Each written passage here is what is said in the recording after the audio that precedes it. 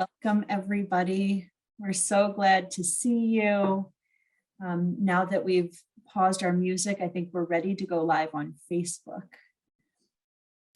This is our final High Holiday Boot Camp together, and I'm so glad to see your faces, to see how many people have joined us this evening. Welcome and welcome back, and welcome for the first time. I'm Rabbi Sarah Berman. I'm the Director of Adult Education here at Central Synagogue. And I want to acknowledge my colleagues, Jake Tavel and Carolyn Ressler, who have so capably and ably supported all of these programs that we've been together for this month. It is a true pleasure and honor to introduce our speaker, our presenter this evening, as well as to welcome back our facilitator, our moderator. Before I do this, I want to remind everybody that you have been lovingly muted. We appreciate you, we love you, we want to hear from you, but we want to hear from you in the chat. This evening, the voices you will hear are those of our presenter and our facilitator. This is, again, our final session, and if you have missed any of our prior sessions, they are now posted on Facebook, on our Facebook page, where you do not need to have a Facebook account to watch, and they are also all posted on our YouTube channel. So if you've watched a session and want to watch it again, if you missed any, if you want to share something that you learned with somebody that you love, all of the sessions are now available there. And now, for our final session, we are thrilled to welcome one of Rabbi Bookdal's most cherished former teachers, Rabbi Sharon Cohen Anisfeld, who is now the president of Hebrew College in Boston. Before that, she was the college's dean of the Rabbinical School. She graduated from the Reconstructionist Rabbinical College and worked at Hillel's for the next 15 years, including at Tufts, at Yale, and at Harvard. Since 1993, she has been a regular summer faculty member for the Bronfman Youth Fellowships in Israel, and she's co-editor of 2 volumes of women's writings on Passover. Those include the Women's Seder Sourcebook and the Women's Passover Companion, Women's Reflections on the Festival of Freedom. Rabbi Anisfeld was included in Newsweek's list of top 50 influential rabbis in America, and in 2015, she was named one of the 50 most influential Jews in the world by the Jerusalem Post. The other person I have the pleasure of introducing is Abby Pograbin, who is a widely published journalist and author of 3 books, including the most recent, My Jewish Year, 18 Holidays, One Wandering Jew. She moderates public conversations for the Stryker Center, the UJA, the JCC, and Shalom Hartman Institute.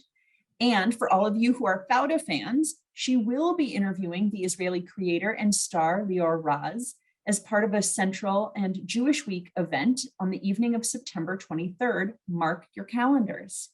We will send registration for that, and we hope you will join us.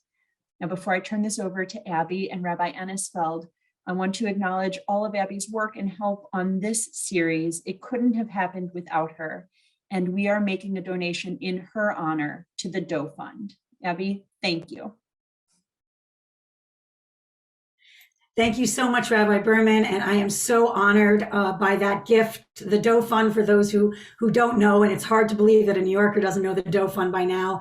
You see that what they call the Men in Blue, and they clean the streets of New York. They are usually formerly incarcerated who have been given a job, a home, and a future, and it means a lot to me and my family, so thank you so much.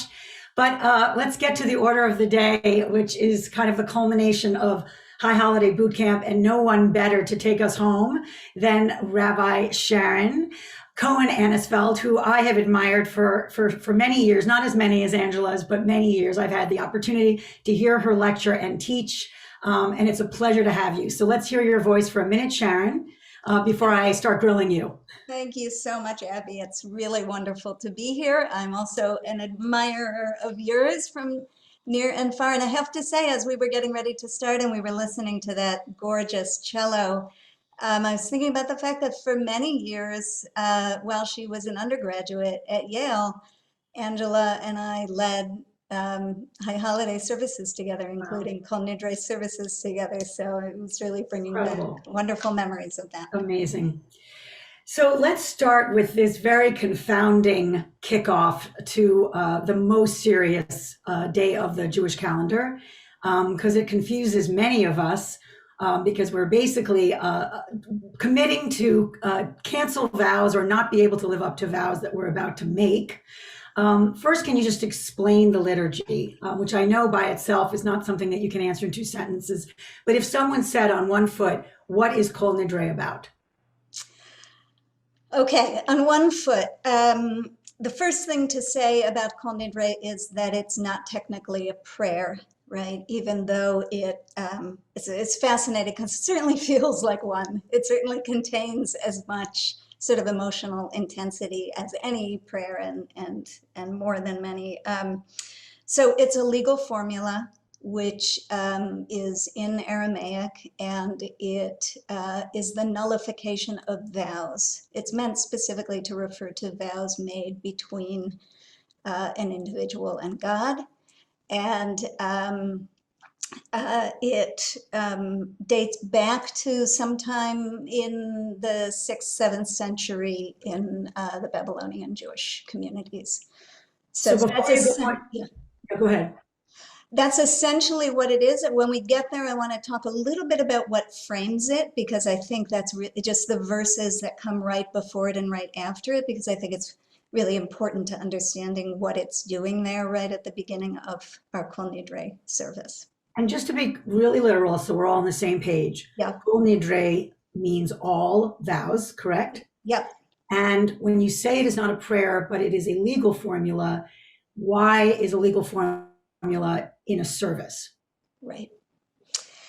So it's a legal formula with which it's sort of the prelude, a declaration that is a prelude to the service, saying, may all the vows, generally the version we say now is, may all the vows that we make, all the unfulfilled vows that we make between this Yom Kippur and next Yom Kippur be nullified. And, you know, on the simplest level, part of what's going on there is that we know we are about to sort of make a lot of promises to ourselves and to God. And so we are concerned about taking upon ourselves not only the risk of failure in those, you know, not only the risk of falling short of the vows that we're going to make, but the risk that in addition to that, then we're sort of committing the transgression of not fulfilling a vow. In addition to the failure itself, we're concerned, you know, so at least let us not take upon ourselves the guilt of an unfulfilled vow. And can you explain nullify or nullification, just so we understand what that means? I would essentially explain it as, you know, let me not be held accountable for this unfulfilled vow. And does that mean I'm forgiven for the fact that I'm going to break the promise I'm about to make? Yeah. Or does it mean essentially that we're not being held to them? Right. We're not being held to them, and we're not being, we will not be punished for the fact, you know, let us not be punished for the fact that we are not fulfilling those vows.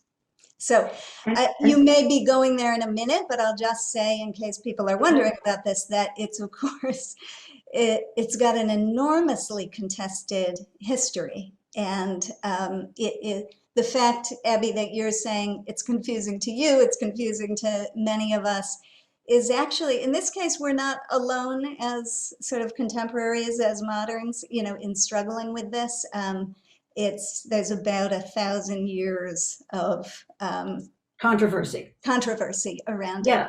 And we don't have to go into all of those thousands of years, but I do think it's really interesting, because those of us at Central are consider ourselves Reform Jews, that the Reform movement really argued taking it out, I think did for a time and restored it, that there's literally been just contention about whether it should even be spoken. And can you just talk about why there is it because, as you said, there is a sense that we're already setting up an inevitable failure before we're asking people to do the work of commitment? Are you asking why it's been so Controversial. Yeah, why it's been so controversial. So I think there are a few reasons. One is, and by the way, the earliest reference that we have to Kol Nidre from around the year 710 of the Common Era is already a reference to it being problematic. And it was banned by many Babylonian rabbinic authorities. And, so again, Reform Jews are not a lot, I mean, it's not a new problem. Alone. It's been in the tradition of Jewish argument. Everyone's been arguing Yes. since the 800s. Right. So part of the reason rabbinic authorities have, some rabbinic authorities have had trouble with it is because it does sound like we're sort of trying to let ourselves off the hook, right out of the gate. Now, it was originally, I should say, for a long time, it was expressed in the past tense. So it was, may all the vows I've made between last Yom Kippur and this Yom Kippur be nullified, be forgiven. May I not be held accountable for those that I haven't fulfilled. And then in the 12th century, Rabbeinu Tam, it was changed, and in most communities is done now in the future tense. So may all the vows between this Yom Kippur and next Yom Kippur. And that was Rashi's son-in-law. I was interested to find out. So the medieval commentator that we read in the Talmud page. Yeah. Is there an explanation as to why that switch was made? Instead of looking backwards, we're now annulling forward? Well, partly to deal with the concerns about sort of future failure. Well, first of all, to deal with the concerns about just trying to wipe away past failure, because that's, the whole project here is to sort of reckon with that. But then also because of the need, and I'll say more about this, kind of how I understand it spiritually and existentially, but the need to have some kind of a gateway that allows us into this day of so many words and so much liturgy. And how are we going to enter into that, both with humility about our own limitations and what we will and won't be able to fulfill of what we're aspiring to, that humility, but coupled with taking a real sense of responsibility. It's a very delicate line that we're going to be trying to walk. So the one other thing I'll say is that just in terms of why it's been contested, there's a lot of internal controversy about it, but there also actually is a lot of anti-Semitic writing and literature over the centuries about this sort of not prayer being seen as making Jews suspect, sort of not to be trusted. And then there's a whole body of literature responding to that. So that's also, there's kind of the internal issues and then there's the external issues as well. Yeah. Sorry. Yeah. And just on the anti-Semitism, because I think it's pretty fascinating that it kind of gave fodder for anti-Semites to say, look at Jews, they're inevitably going to break a contract. They're actually announcing it on their holiest day of the year that they're not going to keep their word, that they're oath breaking. I was interested to see that actually David Duke invoked the Kol Nidre, as he said, it's a prayer that allows Jews to break all their oaths even before they give them. And he's not alone in that. And is that something that, I guess I would say, had Jews reacted, we shouldn't have a prayer that gives anti-Semites the excuse to say, look, it's in the liturgy?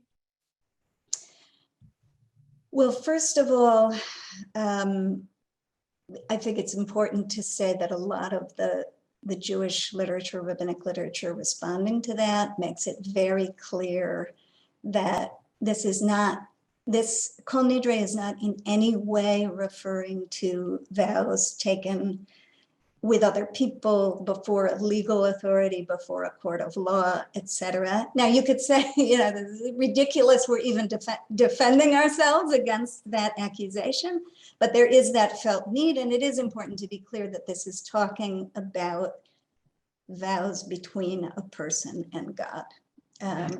So, I guess I'd say two things in response to your question. There's,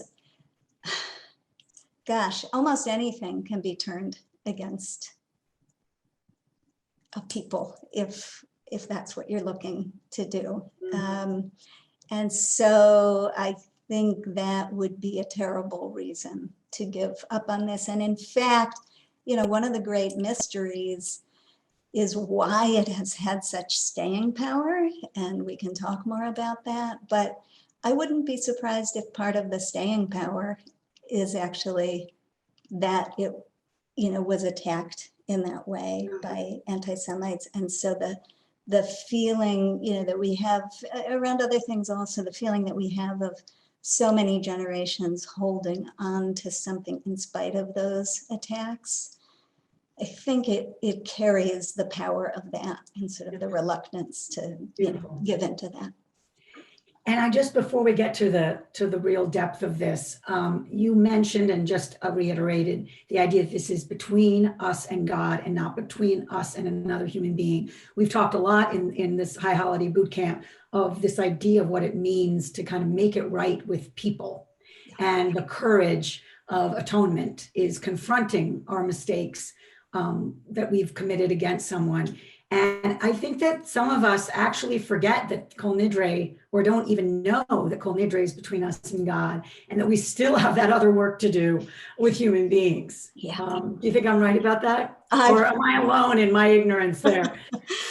Oh, I think you are, right on there. I mean, there's so much about this, right? Not just in relation to Kol Nidre, but in relation to the process of tshuva in general, that it's, mitzvot ben adam l'chaviro, commandments, obligations, ethics between human beings and other human beings, relational, all of that work is work that we need to be doing all the time, but certainly, that's not what Yom Kippur is. We're supposed to be doing that work leading into Yom Kippur and leading out of it.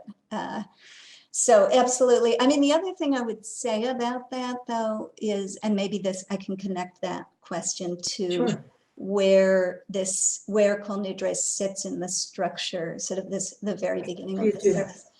Because I find this really powerful, actually. So right before we even chant Kol Nidre in the traditional liturgy, there are a couple of lines that I think actually are some of the most beautiful, poignant lines in our liturgy. And we say Bishiva shel mala u'vishiva shel mata, in the sort of heavenly yeshiva, in the heavenly courts and in the earthly courts. Anu matirin lehitpalel im ha'avayanim. We are permitted to pray with transgressors, with sinners.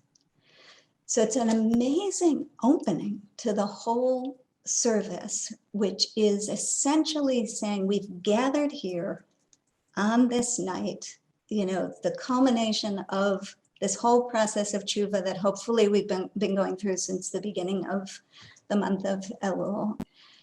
And, whatever work we've done, whatever work we haven't done, we come into this sort of high intensity moment, very sober moment, and we have to give ourselves permission to be there, ourselves and each other permission to be there. Whatever we're in the middle of, and so I just find it beautiful. It always makes me think, actually, of I hope it's okay to digress for a second, but it always makes me think of this beautiful verse of poetry from W.H. Auden. It's from his poem Late One Evening, I think. Anyway, and the stanza is, stand at the window as the tears scold, and start. You shall love your crooked neighbor with your crooked heart. And I always think of that verse of poetry when I read those opening lines just before Kol Nidre of, we are permitted to be here, all of us imperfect, all of us flawed, all of us avaryanim, all of us sinners, loving our crooked neighbors with our crooked hearts. So there's all that work to be done, but we also know it's never done. And that's with us also as we enter into this. And the power of it, because I think for many people, Kol Nidre is Yom Kippur, which is interesting because, as you've said, it really is the preamble and it isn't even prayer. So why do you think this resonates the way it does and has, aside from, in a way, the resistance to those who would have us do away with it, and there's a kind of pride, almost like indefatigable stubbornness, survival about it. But why, just emotionally, spiritually, do you think it's so powerful for people, many of whom don't even, I think, realize what they're saying? Right. Right. That may help, right. I once, a faculty member at Yale once said to me, when I was young and I prayed in Hebrew and I didn't understand the Hebrew, this is Aramaic, but same applies, and I didn't understand the Hebrew, I had a hard time connecting to the prayers because I didn't understand the Hebrew. And he said, now that I'm old and I understand the Hebrew, I have a hard time connecting to the prayers because I understand the Hebrew. So anyway, there's something about, the sound of the language, and it's sort of shrouded in mystery. And there's also something about the melody, of course, that just captures our hearts. But I think more deeply, and this is what I was starting to allude to before, one of the central problems of Yom Kippur and sort of entering into this whole journey of the 25 hours of Yom Kippur, one of the central problems is that as we mature, right, we know we have been here before. We know we have said these words before. We know we will say these words again. We know that our aspirations will outstrip our actions, right? And so I've actually mentioned to you recently, that I remember sitting next to my daughter in shul the year she realized that the words of the liturgy of Yom Kippur were printed in the prayer book, in the Mahzor. And she was scandalized. She said, wait a minute, how can they be printed? That means we knew we were going to say them. We know we're going to say them next year. So what are we doing? So I think there's something very profound about that, actually, that part of the problem of entering into Yom Kippur is how do we know we have been here before. We know we're going to fall short. How do we really enter the process without either cynicism or naivete? Cynicism on the one hand, naivete on the other. And right, I think many of us, I'm not the only one who used to, I remember as a child leaving services after Yom Kippur and feeling like, okay, my slate is clean, and then the first mean thing I would say about somebody, I was like, oh no, I've just messed up the slate, right? So anyway, there's that childhood. I just say, Sharon, you were a really good kid. Like the rest of us, we weren't feeling guilty that fast. Well, I don't know. I think it was usually on the drive home. I was fighting with my brothers or something. So you talked about cynicism. I want to talk about pessimism. Yeah. Some would say this is a very pessimistic liturgy.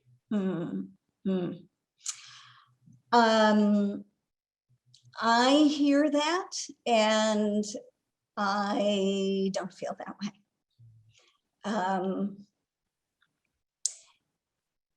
I think part of the reason that I don't feel that way, here maybe I need to connect us to another part of the mythic history of both in a way this opening part of the service, but Yom Kippur in general, right? So Yom Kippur is one of the very few holidays on our calendar that is not associated with, not really associated with a historical event, right? Unlike Pesach and the Exodus from Egypt and Sukkot and wandering and Shavuot and the giving of the Torah, etc. So, but what's the mythic moment associated with Yom Kippur? The mythic moment associated with Yom Kippur is the moment that Moses brings down the second set of tablets, right? So Moses brings down the first set of tablets on Shavuot. Moses smashes that first set of tablets on the 17th of Tammuz, when, he comes down the mountain and sees the people having built the golden calf. Moses goes back up the mountain the second time on the first of the month of Elul. And then Moses comes back down with the second set of tablets on Yom Kippur. So, which is, I think, an amazing mythic framework for, and here's why I see it connected to that. It's not pessimism, but actually a sort of deeply loving realism, because what the second set of tablets are all about are God saying, we're going to give this another try. And, after we've reached the lowest point in our relationship with God, with the golden calf and everything, God saying to Moses, we're going to make a second set of tablets. And this second set of tablets, importantly, are not just going to be divine. They're not just going to be created by God. They're going to be created in a partnership between God and Moses. We're going to make them together. So it's exactly that kind of, again, mature sort of understanding of what it means to stay in relationship after grave Disappointment. Yeah. But also what you just made me think about is that it's Moses who talks God into that second chance. Am I right? I mean, God was done. Yeah. God was pissed. Yeah. And Moses is like, come on, you're not going to wipe out humanity again, like the ark. You got to stand with these people. And so that gives me the hope of essentially the human agency of atonement, of redemption. It wasn't God on God's own. Yeah, so beautiful. So, and that's also, by the way, right here. So there are, at least two really big moments where Moses does that for us, right? Where God's ready, God's had it. Mm-hmm. One is the golden calf, and the other is the story of the spies, right? Moses sends the spies to scout out the land, and they come back with a horrible report, and then Joshua and Caleb try to give a positive report. And what do the people do with that hopeful report? They try to stone them.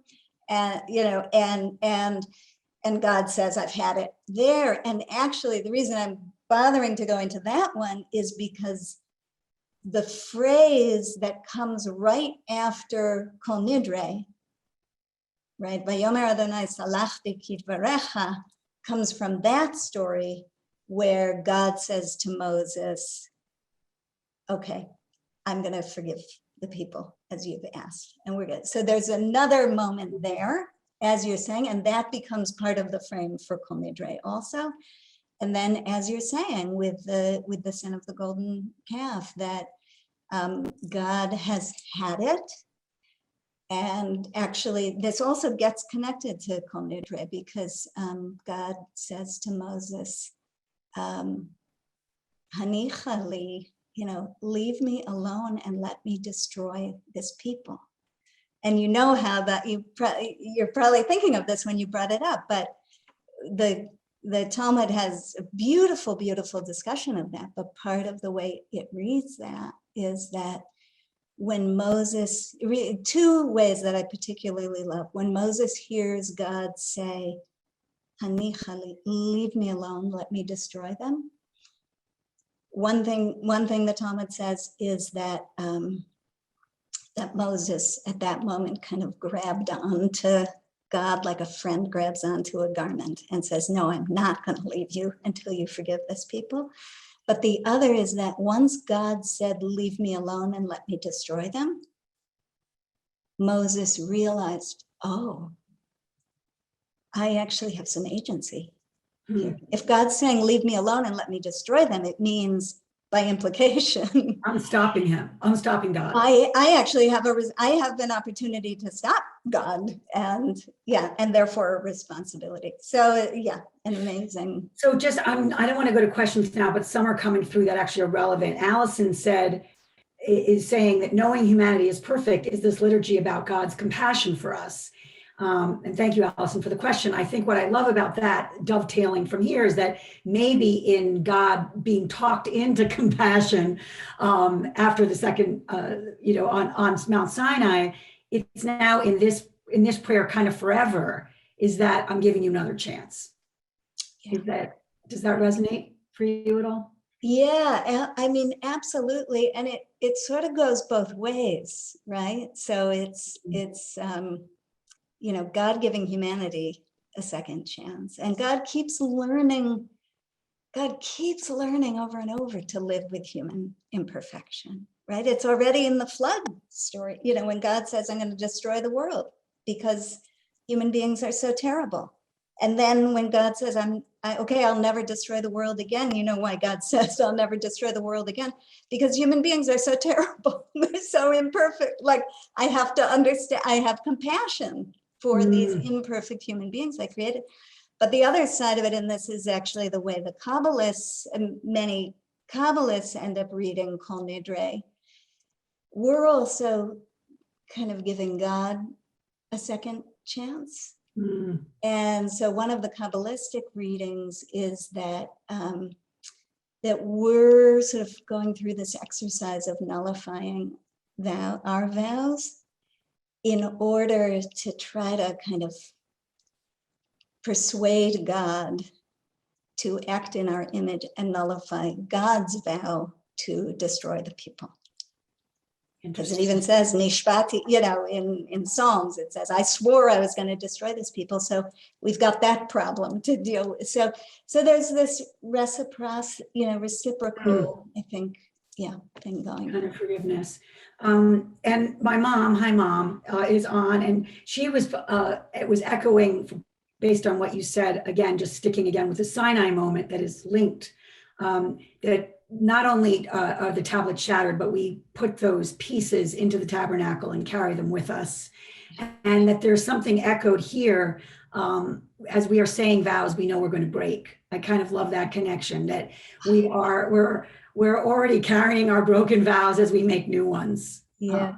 Does that echo for you? So stunning. Yeah, so beautiful. And I want to cite my dear friend in Chavruta, Rabbi Diane Kohler-Esses, who we were studying about that recently, just this idea that both the broken tablets and the whole tablets are carried in the ark. And she just said, so basic, but it just struck me in a new way.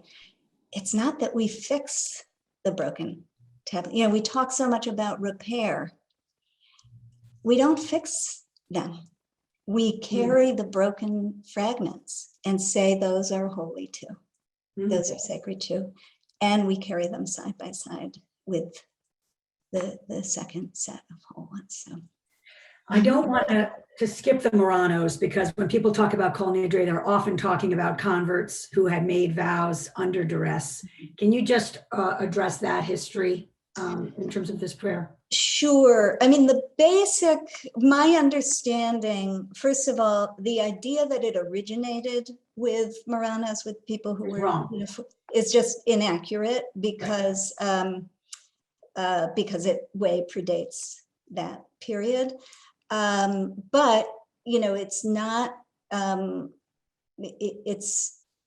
It first of all, there is still scholarly speculation that it may have emerged in an earlier period of intense persecution, so that it may be connected on some level, we don't know.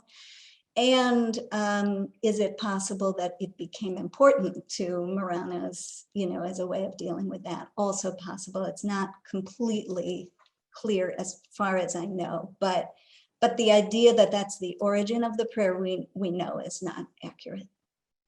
So, but the basic idea, just so people understand it, is that if these Spanish Marrano Jews had been forced to convert to Christianity, but secretly maintained their original faith, that this prayer, in a sense, gave them a pass of having transgressed in that way, of expressing a faith they didn't believe, right? That they weren't held to those vows because they were made because under threat of death. Is that correct? Just want to make sure. That's the idea of how it got associated, again, both because of the historical evolution of it, the historical origins of it, and also because it's been so important to rabbinic authorities to say it's not referring anyway to vows between people. And one I read about went so far as to say it's not referring to vows between Jews and non-Jews. So I think there's a lot of anxiety about associating it in vows these are. Yeah. No. It's really interesting because that has become so much a part of our popular bit of association. So before we go to the questions, I want to go to the music because everyone talks about it. And this is the melody that we were playing before we started, and the one that feels like it came from Sinai, but it didn't, is from Max Bruch. I don't know if I'm pronouncing that correctly. That's the version with the cello. It's been done all these beautiful times. And that's obviously not original. That's coming from, I don't know if it's some folk thing, or, I mean, it's old, but that melody itself also is in a Beethoven piece, which I'll pull up, which people should listen to because it'll blow your mind if you've never heard of it. It's the sixth movement of his 1826 string quartet number 14, opus 131. We can give you the link, but it's amazing to hear the strains there. But the Max Bruch was 1880. I was surprised to see that Johnny Mathis recorded it and Perry Como. I mean, Johnny Mathis was just apparently like new Jews and went to synagogue and loved it, so recorded it in the 1950s. And there are other versions, but people keep talking about the music breaking their hearts open, that it's extremely powerful. And some described it as a musical lament. One musicologist called it a sighing motif. Can you just talk about, like, where is music operating here, and and how you explain it? Well, somebody, Monica, just wrote in chat, put it beautifully. Minor keys are the key of pain, something like that. Disappeared from my I wish I knew more about this, and I don't really. I mean, we know it's sort of comes out of somewhere between the 11th, 12th, 13th century Germany. We, again, don't really know the origins. By the way, there are other communities, Mizrahi communities and stuff, that do a different melody. This does feel like it's Mi Sinai, but I think it's both I almost like to hear other people. There's something, it has such a haunting, sort of aching quality to it. And I think it is, all the stories that we associate of sort of where Jews held onto that melody and did Kol Nidre, so I know, for me, reading accounts of, in the camps and hearing, sort of singing to each other this melody. I mean, it's just, it really is heart aching. Yeah. And do you think, and this is maybe just unfair, is it sort of cheating to be moved by music as opposed to liturgy? Sometimes I feel like, it's kind of like being moved by a pop song. I feel kind of guilty about it. It's so funny you say that because I emphatically believe that it is not cheating, but I know what you mean. I have a little bit of that, and then I sometimes refer to like certain kinds of davening that are rigorously atonal and non-musical, I sort of refer to as macho davening. It feels like, okay, that's the real thing. If I can really have kavanah with absolutely no.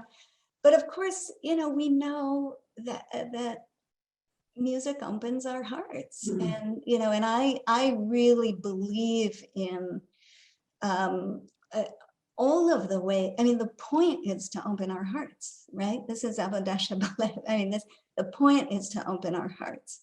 So if music and poetry and being in community, all of those things can open our hearts, how could that possibly be a bad thing? The 3 times, the fact that it's sung 3 times, I read one place that they wanted to make sure people showed up for this and didn't miss it. And so they actually, I mean, that seems fairly practical. Right. Is that truth to it? Do we know? Is there any kind of higher reason for the triumvirate there? Well, practical is good. I like practical.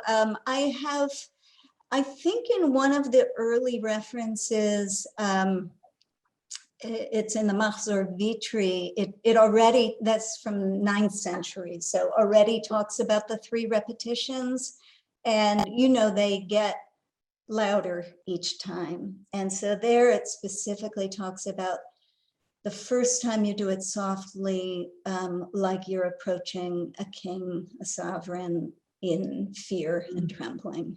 And then the second time a little louder. And then it even says, and then the third time in full voice, like a friend approaching the king. So it's, yeah. I don't know any kings, but I'll think about that. I know. Does the king language get in the way? I mean, we I know you that. talked about that with them. We did, I mean, in Malkenu. I'm going to go through some of these great questions. You're also getting amazing kudos and comments, but I'm going to stick with questions. And please put them in the chat, folks, because we welcome them. Fran and Ron, Central's Mahzor doesn't translate this language about nullifying oaths. Can we discuss why? Angela's here. Angela, do I want to put you on the spot, Rabbi Bookdahl? I don't know if she wants to. Can we unmute her?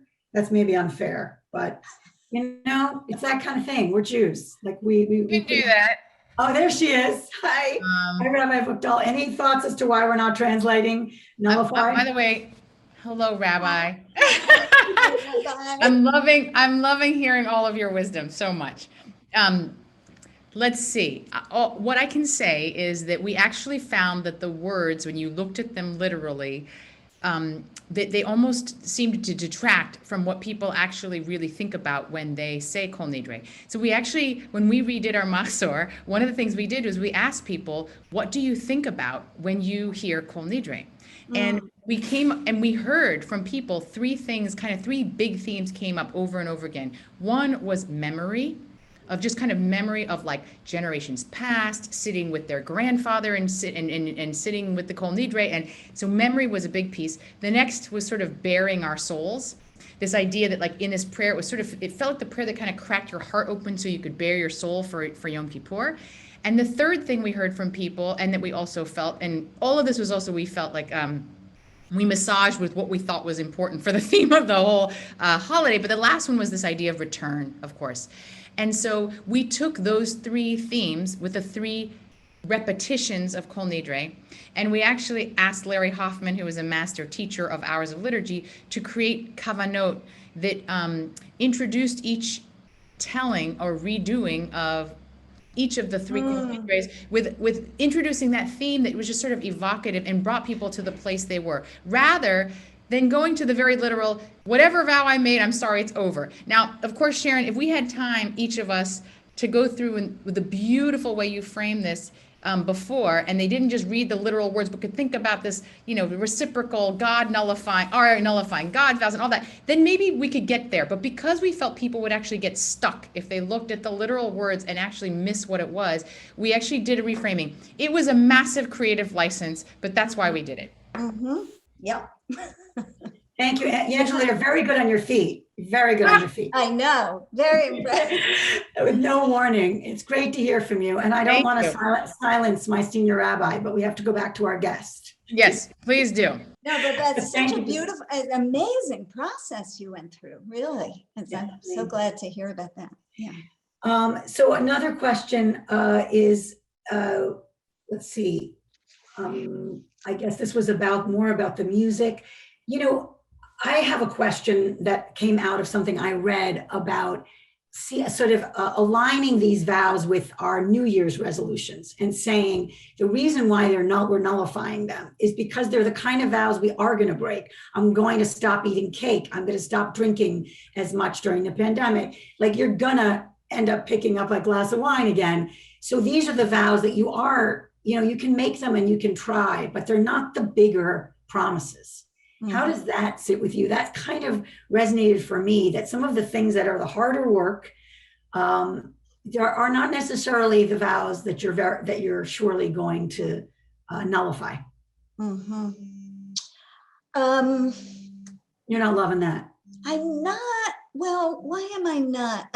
If I understand what you're saying, it's sort of distinguishing between these more maybe superficial New Year's resolutions. Or ones that you just are more inevitably, like, I'm never going to gossip again. You're going to gossip. Yeah. Yeah. Well, but that's exactly it, right? I mean, I think the plurality of the al-chetz, of the, for the sin that I have committed, blah, blah, blah, forgive me. I think the majority or plurality are about language, about sins of speech, right? So that's a great example, but so the issue again, this goes back to what I was trying to say before. The issue again is like, how do we, first of all, how do we still say we have to try? We have to try to do this work. But it's not about a promise. It's not about saying, I promise I'm never going to gossip again, right? But it is about saying, I'm going to take time during these 25 hours to think about how I use my power of speech and who have I hurt, and how am I going to try, even though I know I'm going to fail. How am I going to try not to hurt with my words? So I don't think of those things as just sort of quote unquote New Year's resolution. I think it's in the arena. It's like trying to get us out of actually making promises and into doing the work. I'll say one other thing about this, and this I'm thinking about something on Saturday night at Slichot here that I did with my friend and colleague, Rabbi Eben Lieder. And I was talking that night about a related issue, which is basically like, how do we begin again from the middle? Because that's where we always are, right? We're in the middle of everything. Our life, the tshuva doesn't start with an empty page or, it doesn't start with a blank page, an empty stage. It starts right in the messy middle, and yet we're trying to begin again. And so that's part of what we're reckoning with here. And Eben, reminded me that this goes back to that line, V'salachti kidvarecha, that we say right after Kol Nidre, when God says, it's quoting numbers after the spies, and God says, I will pardon, as you've asked. But what Evan pointed out, the amazing thing is we say that right at the beginning of our service. We say Kol Nidre, and then we say, basically, you're forgiven. You're forgiven. So before we even start all the, beating our chests, we're already forgiven. So what's that? What's going on with that, right? And it relates to this same tension that we're talking about, which is basically, a very deep underpinning of this whole process of tshuva, even though we think of it as starting from guilt and from shame, really our tradition teaches us that it starts from love, which is why Elul, the whole month of preparation, is associated with Ani Lidodi V'Dodi Li, I'm my beloved and my beloved is mine. Because if we're actually gonna try to stand in the presence of God, in the presence of our community, and say, and reckon with what we feel like we need to reckon within our lives, if we're gonna have to come out of hiding, right? And there is nothing that sends us into hiding better than shame.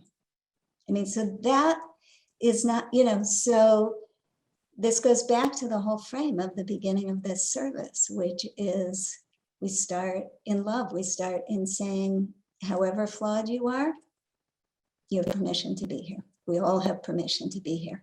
And however, flawed you are and whatever vows you are and are not fulfilling, you're forgiven. And then that's what allows us to start doing the real work. Then we can get into, It's also striking me that it's not just your permission, but look how you've shown up.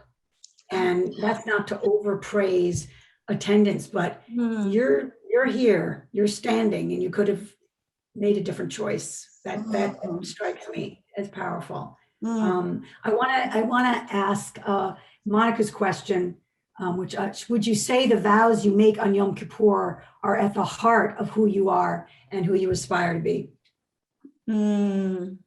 Oh, that's really beautiful. First of all, I want to say, Abby, I love what you're saying about showing up, meaning showing up and showing up, right? It's like, okay, you're here. Aren't shying away. Yeah. But I also love that, Monica,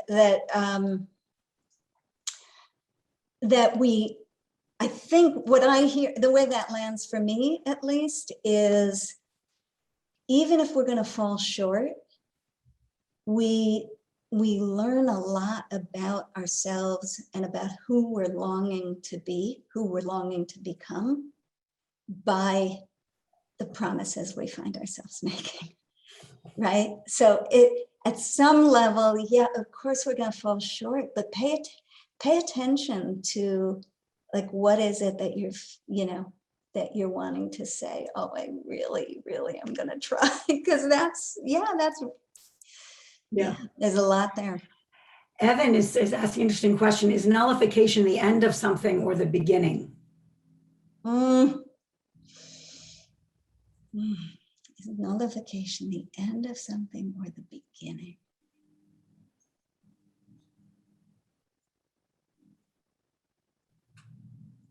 That feels like a Zen koan. I think it's probably both. I mean, what's bubbling up for me is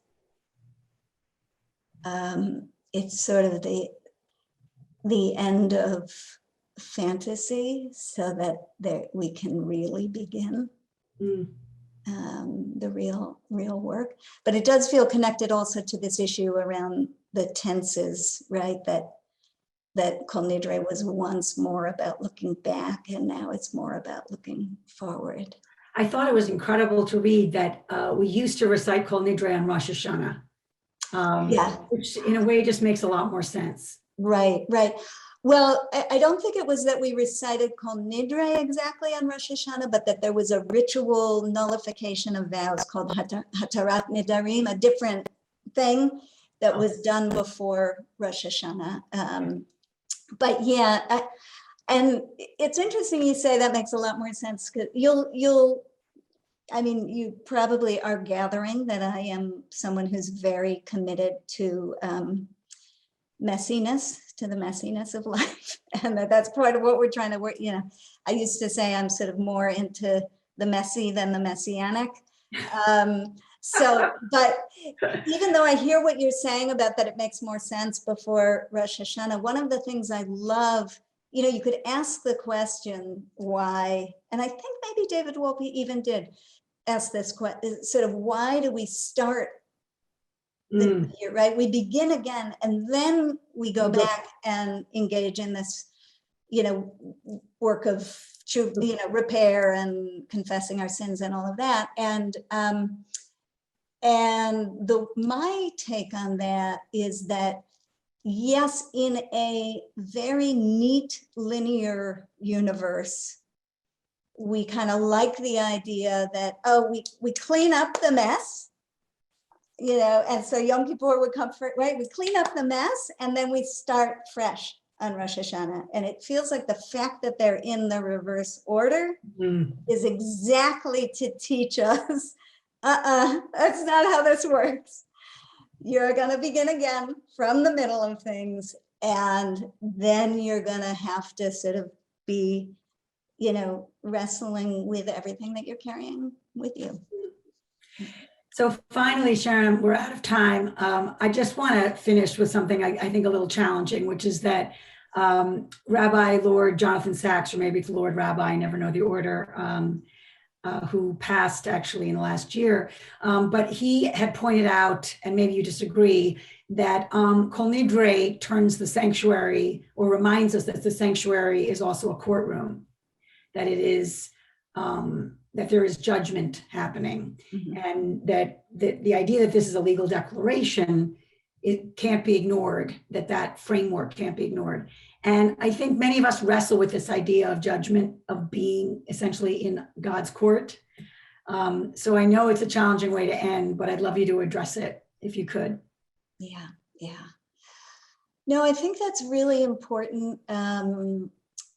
So I'll address it, and then I'll bring in one other image that gets associated with it. So part of the reason, yes, in general, the language and what we're dealing with sort of conveys this sense of we're in a court, and also the way that it's recited, right? Where you have, the prayer leader reciting it, and a person, usually a sort of distinguished leader in the community standing on either side and holding the scrolls. And so it's sort of this it's kind of a court, in that embodied way also. I think it's actually very important that touches the